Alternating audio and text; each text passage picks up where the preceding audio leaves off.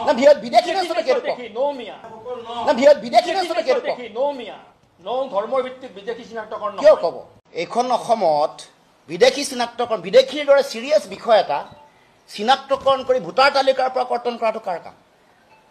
এটো আপোনাক এই মুখ্যমন্ত্ৰীগৰাকীয়ে অসমৰ মুখ্যমন্ত্ৰীগৰাকীয়ে অতি লজ্জাজনকভাৱে আত্মসমৰ্পণ কৰা নাই নে বিদেশী চিনাক্তকৰণ কৰিব নোৱাৰি মূৰ পৃষ্ঠপোষকতাৰে আন্দোলন চলিছে বুলি কোৱা কথাটো এৰ কিমান দূৰ যুক্তিসংগত তেওঁৰ বিৰুদ্ধে ব্যৱস্থা হ'ব নালাগে না উচ্চতম ন্যায়ালয়ৰ উচ্চতনীমূলক বক্তব্য দিয়া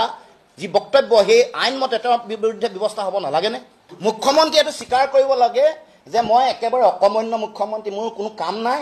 গতিকে এই মানে বিদেশী যেহেতু যে চিনাক্তকৰণ কৰিব পৰা নাই গতিকে অসমৰ ৰাইজে এই সম্পৰ্কত ভৱিষ্যতৰ দিনত ডিসিশন ল'ব লাগে উচ্ছেদ কৰি বিদেশীসকলক কিয় সংস্থাপিত কৰিছে বিদেশীসকলক কৰায়ত্ব কিয় কৰা নাই না শুনক মিয়া মুছলমান নকব বিদেশী নে স্বদেশী এইটো কথা কওক এইটো আপোনালোকে কিয় ব্যৱহাৰ কৰিছে বিদেশী নে স্বদেশী বিদেশীয়ে যদি দখল কৰিছে কিয় ধৰা নাই তেওঁলোকক কিয় কৰায়ত্ব কৰা নাই মুখ্যমন্ত্ৰীয়ে মাতি দিয়াৰ কাৰণে ৰাষ্ট্ৰদ্ৰোহত মুখ্যমন্ত্ৰী এৰেষ্ট হ'ব লাগে নে নালাগে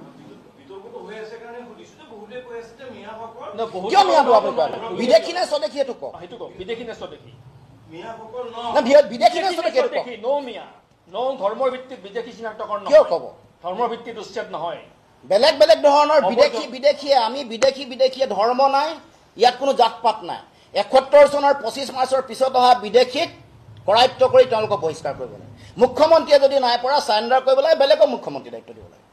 আৰে উচ্ছেদকটো আমি ইতিমধ্যে কৈছো মানে বেদখল য'ত হ'ব ক'লো নহয় পিজিআৰ ভিজিআৰ বনাঞ্চল জনাঞ্চল চব বনাঞ্চল অভয়াৰণ্য জনজাতীয় আবেষ্টনী এইবোৰতো বিধিমতে হ'ব লাগে এইটো কোনে বাধা দিছে যোৱা ৫.৫ মোৰ প্ৰশ্ন হ'ল যোৱা ৪.৫ বছৰে মুখ্যমন্ত্ৰী ক'ত হৈ থাকিলে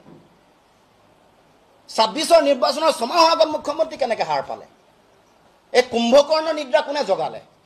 বজাই থকা ঢোলটো কোনে বজাইছে এইটো মোক প্ৰশ্ন উত্তৰ দিব লাগে কুম্ভকৰ্ণৰ নিদ্ৰা জগাবলৈ যিটো ঢোল বজাইছে এইটো কোনে বজাইছে মুখ্যমন্ত্ৰী যোৱা ৪.৫ বছৰ ক'ত হ'লে কুম্ভকৰ্ণ নিদ্ৰা মানে মুখ্যমন্ত্ৰীয়ে বিদেশীৰ ওচৰত বেয়াকৈ আঁঠু লৈছে হিমন্ত বিশ্ব শৰ্মাই অতি লাজ লগাকে দৃষ্টিকটুভাৱে বিদেশীৰ ওচৰত আঁঠু লৈছে